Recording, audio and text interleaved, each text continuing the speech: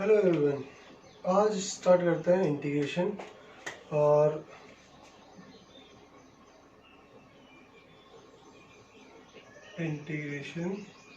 अब integration topic हम सिर्फ बेसिक करेंगे। कंप्लीट एक्सप्लेनेशन जो आपके पास मैथ के अंदर आएगी। एक पॉइंट डिफाइन कर लिया, एक ग्राफ कंसिडर कर लिया, पहले तो इसकी डेफिनेशन, इसका मीनिंग क्या है वो समझ लेते हैं। इस ग्राफ का कोई भी रैंडम ग्राफ, ठीक है। अब मुझे एरिया कैलकुलेट करना है। इसका एरिया अंडर द ग्राफ, ये वाई एक्सिस होगी आपके पास, ये एक्स एक्सिस होगी। स्टार्टिंग ग्राफ की स्टार्टिंग कहाँ से आपके पास x1 से, और कहाँ तक का एरिया कैलकुलेट करना है x2 तक, यहाँ तक का एरिया, ठीक है। तो अब मैं कैलकुलेशन क्या लिख रहा हूँ, एक स्मॉल पोर्शन, एक छोटा सा पोर्शन कैलकुलेट कर लिया, ये पोर्शन कट कर लिया, ये डेल्टा एक्स। तो जो y में इंक्रीमेंट है इस पॉइंट पे, ये वाली लाइन वर्टिकल लाइन और दूसरी वर्टिकल लाइन दोनों इक्वल लाइन होगी। तो मैं ये वेरिएबल वैल्यू मान लेता हूं और ये वैल्यू मान ली मैंने y1। ये एरिया डेल्टा x1 ऐसे लिख लो।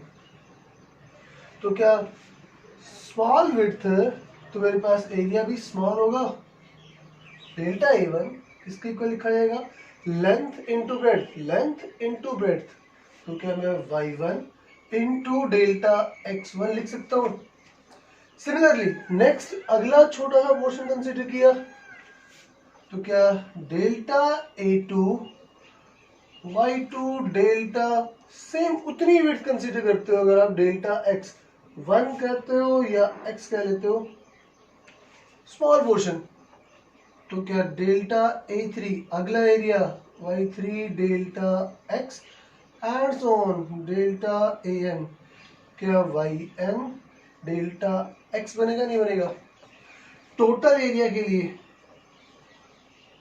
टोटल एरिया जिसे हम a से डिनोट कर लेते हैं, क्या समेशन होगा, इन सब का सम होगा, प्लस करना पड़ेगा delta a1 plus delta a2 plus delta a3 and so on delta an। क्या ये पॉइंट ठीक है। इन सब वैल्यू को रिप्लेस करते हो इनकी वैल्यू के साथ, y1 delta x plus y2 delta x plus y3 delta x and so on. क्या इस वैल्यू को मैं समेशन की फॉर्म में लिख सकता हूँ, सम ऐड करना y डेल्टा x। क्या ये पॉइंट ठीक है। अब ये आ गया आपके पास एरिया। इस एरिया के अंदर जो डेल्टा एक्स है, अगर उसे मैं बहुत स्मॉल कंसीडर करूं, बहुत छोटी वैल्यू कंसीडर करूं, क्या लिखता हूं, area limit delta x tends to zero. अगर इस वैल्यू को इक्वल टू जीरो ले लोगे तो इन दोनों की मल्टीप्लाई, ये तो एक लाइन बन गई, और इन दोनों की मल्टीप्लाई कितनी आ गई आपके पास, जीरो। और जीरो को कितनी बार भी ऐड करो तो आंसर क्या बनेगा आपके पास, जीरो। तो मैंने इसे स्मॉल टेंड्स टू जीरो लिया, इक्वल टू जीरो नहीं लिया। और मैथ के अंदर इस कैलकुलेशन को किस तरह से लिखते हो, delta tends to zero, delta x tends to zero, तो लिमिट अप्लाई करके लिख लिया। ये लिखा गया समेशन y डेल्टा एक्स। अब इस पॉइंट के ऊपर जो मेरे पास इस लिमिट की वजह से कन्वर्जन आएगा, वो कन्वर्जन क्या आएगा, limit x tends to zero और समेशन, ये कन्वर्ट हो जाएगा इंटीग्रेशन के सिंबल में। इंटीग्रेशन का ये सिंबल बनता है आपके पास, और ये y फंक्शन है, किसकी फॉर्म में वेरी कर रहा है, y की फॉर्म में वेरी कर रहा है, फंक्शन की फॉर्म में वेरी कर रहा है। और डेल्टा वैल्यू जो किसमें कन्वर्ट हो जाएगी, d के अंदर, dx के अंदर, डेल्टा dx लिखा जाएगा। तो ये बना आपके पास इंटीग्रेशन का फॉर्मेट। अब कहां से कहां इंटीग्रेट करना है आपको, लिमिट दे रखी है x1 से x2 तक का एरिया कैलकुलेट करना है। तो लिमिट क्या लिखी जाएगी आपके पास, x1 टू x2, ठीक है, क्लियर है। देखो जब हम इंटीग्रेशन लिखते हैं तो इंटीग्रेशन में दो चीज है, किसके रेस्पेक्ट में इंटीग्रेट कर रहे हो और कहां से कहां इंटीग्रेट कर रहे हो, लिमिट डिफाइन कर रहे हो x1 टू x2। इसी कैलकुलेशन को दूसरे तरीके से एक्सप्लेन करूं तो ये पॉइंट बना जो हमने डिफरेंशिएशन किया था उसका रिवर्स क्या कहलाएगा, इंटीग्रेशन। डिफरेंशिएशन हमने लिखा था, क्या लिखा था, dy by d x is equal to, कोई एक आंसर आया था, फॉर एग्जाम्पल ये डिफाइन कर लिया, y is equal to capital, ये फंक्शन था y f की फॉर्म में वेरी, f फंक्शन इसके टर्म्स में चेंज कर रहा था, ठीक है। तो इसे मैं जब डिफरेंशिएट कर रहा हूँ dy बाई डी एक्स, तो यहाँ पे लिखा गया d बाई डी एक्स, और किसको डिफरेंशिएट करना है, कैपिटल एफ को, साइन थीटा कॉस थीटा जो भी वैल्यू, और ये सॉल्व करके क्या आ गया आपके पास, dy बाई डी एक्स, कुछ तो आंसर आएगा, ठीक है। वो आंसर मैंने स्मॉल f इसकी फॉर्मेट में लिख लिया। तो ये वैल्यू पॉइंट, ये पॉइंट उठाया हमने, यहां से स्टार्ट किया है। अब अगर मैं इस कैलकुलेशन को dx को उस तरफ लेके चला जाऊं तो dy is equal to f x dx। d small value है, स्मॉल से कंप्लीट करने के लिए क्या करना पड़ेगा मुझे, स्मॉल छोटी छोटी वैल्यू को ऐड करोगे, ऐड को समेशन लिखोगे, समेशन को इंटीग्रेशन में कन्वर्ट कर दोगे, तो integrating both side,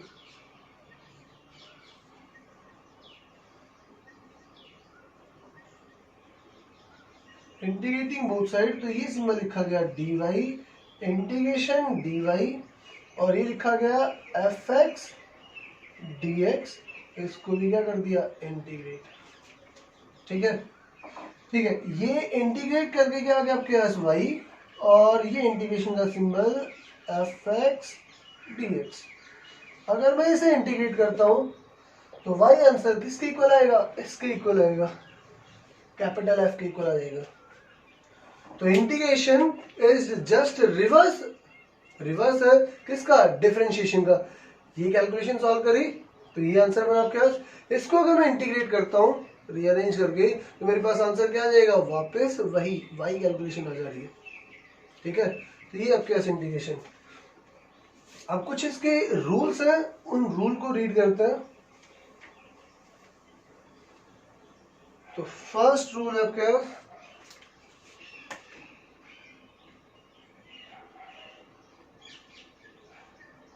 first point, अगर मुझे ये क्या रखा है, y is equal to integrate x raise to power n dx, तो मेरे पास आंसर क्या बनेगा, y is equal to integration. जब आप इंटीग्रेशन करोगे x को, फंक्शन को, इंटीग्रेशन और dx, ये दो सिंबल, ये वैल्यू और ये वैल्यू रिमूव करके और इसका आंसर लिख दोगे, ठीक है। तो क्या लिखा जाएगा, ये लिखा गया, ये दोनों सिंबल हटा देते हैं, integration x raise to power n dx। Integrate करके डिफरेंशिएशन में पावर नीचे आई थी मल्टीप्लाई में, और फिर एक सब्ट्रैक्शन हुआ था, इसमें करना है रिवर्स, पहले इंक्रीज करना है पावर को x raise to power n plus 1, जो पावर बन गई वो जाएगी डिवाइड में। डिफरेंशिएशन के रिवर्स भी हो गया रूल भी, ठीक है। रूल को भी हमने थोड़ा सा रिवर्स किया, वहां पहले मल्टीप्लाई में आया था और फिर पावर में सब्ट्रैक्शन थी। अब इंटीग्रेशन में क्या होगा आपके पास, पावर इंक्रीज होगी और क्या होगा आपके पास, जो पावर बनी वही डिवाइड में जाएगी। अब यहाँ मैंने लिमिट नहीं डिफाइन कर रखी, और जब तक लिमिट नहीं डिफाइन करोगे तो वो बनेगा आपके पास इनडेफिनेट इंटीग्रल। तो हमें एक कांस्टेंट ऐड करना पड़ेगा, कांस्टेंट c, ठीक है। ये c वैल्यू क्या आपके पास, कांस्टेंट वैल्यू, इसकी लिमिट अगर डिफाइन ना कर रखी हो तो आपको c लिखना है, और लिमिट अगर डिफाइन कर रखी है तो c वैल्यू नहीं आएगी आपके पास, कांस्टेंट वैल्यू नहीं डिफाइन करनी, ठीक है। ये है फर्स्ट रूल। अब अगर मैं दोनों कैलकुलेशन अप्लाई करूं, डिफरेंशिएशन भी और इंटीग्रेशन भी, तो y इज इक्वल टू, ये दे रखा है x raise to power 5 plus 3x plus c constant. पहले करते हैं इसे differentiate, dy by dx, power आगे लिखनी है मल्टीप्लाई में 5 x raise to power 4 plus यहाँ पावर 1 थी, तो ये डिवाइड में चला गया, मल्टीप्लाई में चला गया, 3 इंटू 1 3, और x रेज़ टू पावर 0 बना, वो क्या लिखा गया 1, और कांस्टेंट का डिफरेंशिएशन कितना हो गया आपके पास, 0, ठीक है। तो ये आंसर आ गया आपके पास डिफरेंशिएशन। अगर मैं इसे इंटीग्रेट करूं तो मेरे पास आंसर क्या आना चाहिए, यही आना चाहिए। स्टार्ट करें फिर, ठीक है। तो स्टार्ट करते हैं। ये क्वेश्चन दे रखा है y is equal to 5x raise to power 4 plus 3। इसे करना है इंटीग्रेट, किसके रिस्पेक्ट में, x के रिस्पेक्ट में, तो इनटू dx। ठीक है, इंटीग्रेट करते हैं। इंटीग्रेट कर दिया, इस पॉइंट पे पावर इंक्रीज करनी है, x रेज टू पावर है 4, तो 4 प्लस 1, जो पावर बनी वो डिवाइड में जाएगी, तो डिवाइडेड बाई 5। 4 प्लस 1 कितना बनेगा आपके पास 5, तो 5 यहाँ लिखा गया, प्लस 3 के साथ क्या मैं यहाँ पे मल्टीप्लाई में x रेज टू पावर 0 मान सकता हूं? जब 1 लिखा हुआ है तो 1 के साथ 1 कैलकुलेशन को x रेज टू पावर 0 जो किसके इक्वल होगा, 1 के इक्वल होगा, क्या लिखा जा सकता है? ठीक है, तो यहाँ क्वेश्चन में अभी कोई चेंज नहीं आया। ठीक है, तो अब पावर इंक्रीज करते हैं, तो 3x raise to power 0 plus 1, 0 plus 1, तो जो पावर बनी कितनी बनी आपके यहाँ, 0 प्लस 1 1, वो डिवाइड में चला गया। ठीक है, इंटीग्रेशन और dx हटा देना है, इंडेफिनिट इंटीग्रल है इसलिए ऐड करना है कांस्टेंट प्लस c। ठीक है, क्लियर है ये पॉइंट? तो मेरे पास आंसर आ गया, 5 से 5 कैंसिल हुआ, आंसर आ गया x raise to power 5 plus यहाँ पे वैल्यू क्या बनी आपके पास, 3x रेज टू पावर 1, उसे हम x लिख सकते हैं, प्लस c। तो क्या यही कैलकुलेशन थी या नहीं थी? डिफरेंशिएशन जब हमने स्टार्ट किया तब आपके पास यही पॉइंट दे रखा है, ये रहा। ठीक है, तो इंटीग्रेशन, जब आप इंटीग्रेशन करते हो तो वही आंसर आ जाएगा जो डिफरेंशिएशन का क्वेश्चन था। ठीक है, अगर डिफरेंशिएशन, इस इक्वेशन को डिफरेंशिएट किया और इसे दोबारा इंटीग्रेट कर दिया तो आप वापस वहीं पहुंच रहे हो। तो integration is just reverse of differentiation. Clear है? ठीक है, तो आपके पास फर्स्ट रूल, इस पे और न्यूमेरिकल करते हैं। अब सिर्फ इंटीग्रेशन की बात करते हैं, बार बार डिफरेंशिएशन को बीच में नहीं लेके आएंगे। ठीक है, ये देखा है फर्स्ट क्वेश्चन, ये क्या रखा है, y is equal to 2x cube plus 3x plus 2। Integrate y को इंटीग्रेट करो, कहां से का, from x equal to 0 to x2 value कितनी दे रखी है आपके पास, 1, 0 से 1 तक इंटीग्रेट करना है। ठीक है, तो मेरे पास आंसर आ गया, इंटीग्रेशन ये लिखा गया,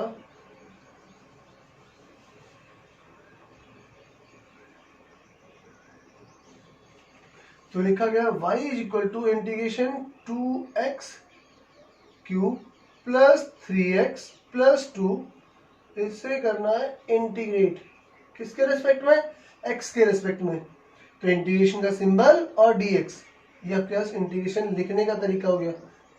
कहां से कहा, फ्रॉम 0, ये इनिशियल लिमिट है, टू 1 तक इंटीग्रेट करना है।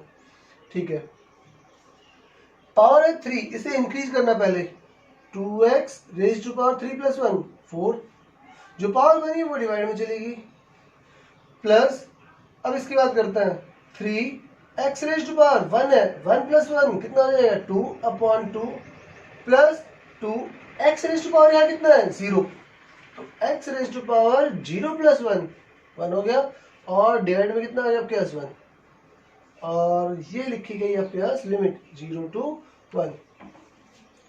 अब इस लिमिट को सॉल्व करने का तरीका क्या है, पहले मैं अपर लिमिट पुट करूंगा, जहां जहां x दिखाई दे रहा है वहां अपर लिमिट पुट कर दी, तो यहाँ अपर लिमिट क्या है आपके पास 1, तो रिप्लेस करता है, 2x रेज टू पावर 4 है, तो यहाँ x की जगह 1 लिख दिया, 1 raise to power 4/4 plus 3/2, 1 raise to power 2 plus 2/1 x, 1 raise to power 1। अब बात करते हैं लोअर लिमिट की, तो जब लोअर लिमिट पुट करूंगा कहां पे, x के साथ, x के प्लेस पे, तो माइनस आएगा, माइनस लोअर लिमिट, x के लिए 0 पुट किया, 0 into any number 0, 0 into any number 0, और 0 इंटू एनी नंबर 0, तो लोअर लिमिट ये हुई। फाइनल आंसर आ गया आपके पास 2 से ही कैंसिल हो गया 2, ये आ गया 1/2, ये आपके पास 3/2 प्लस ये आ गया 2। ठीक है, फाइनल कैलकुलेशन इसे ऐड करके लिख दिया, ये लिखा गया आपके पास 3/2 प्लस 1/2, ये बना आपके पास 2 प्लस 2 4। तो जो मेरे पास आंसर आया वो कितना आया 4। ठीक है, क्लियर है? ठीक है, एक और क्वेश्चन अटेम्प्ट करता हूं।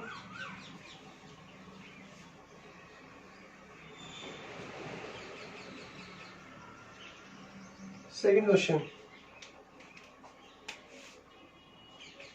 ये क्या रखा है, fx is equal to 2x plus 3, find out y integration fx dx, और कहां से कहा 2 to 3। ठीक है, वैल्यू करते हैं, सॉल्व करते हैं। y is equal to fx के प्लेस पे ये पॉइंट पुट कर दोगे, क्या लिखा गया इंटीग्रेशन 2 से 3 2x प्लस 3 dx। ठीक है, इंटीग्रेट करते हो तो इंटीग्रेशन क्या आ गया आपके पास 2x रेज्ड टू पावर कितना बना आपके पास, यहाँ पावर 1 है तो 1 प्लस 1 कितना हो जाएगा 2/2 प्लस 3x क्या है यहाँ पे 0, तो x रेज्ड टू पावर कितना आ गया 1/1।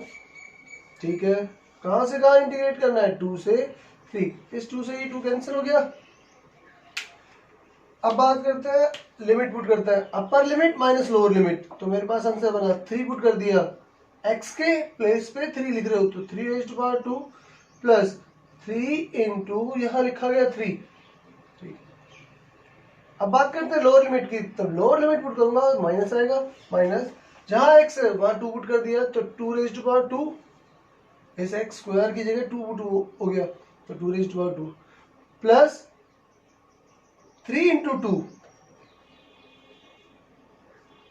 अब सॉल्व करते हैं, ये बना आपके पास 9 प्लस 9 माइनस ये बना आपके पास 4 plus 6, final answer 18 minus 10, answer आ गया आपके पास 8। तो मेरे पास y आंसर कितना आ रहा है 8। क्लियर है?